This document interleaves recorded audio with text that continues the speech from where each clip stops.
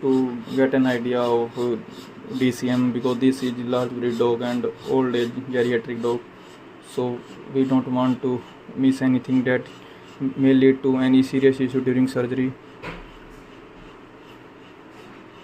We also check aortic leaflet, proper closing, and left atrium and aorta comparison of their sizes,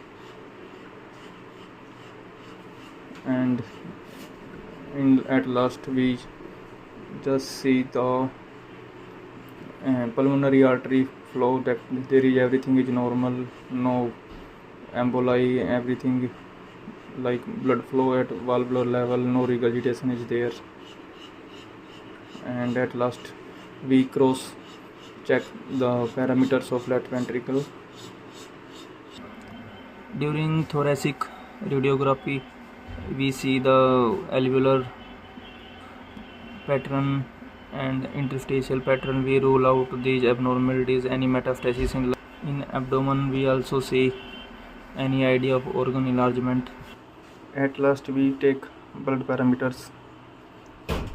In blood examination, we not do the whole body blood parameters, we just see the parameters that are needed for anesthesia, and seems everything is normal. Now we can proceed for. Now we are preparing for surgery.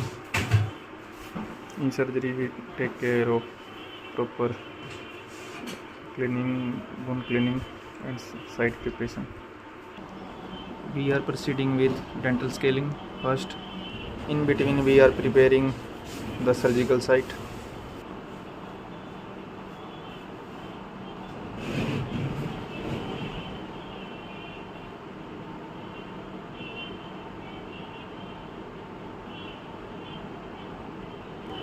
As this is geriatric dog, we prefer use of ventilation in case of emergency or during procedure, so we are running ventilator along with.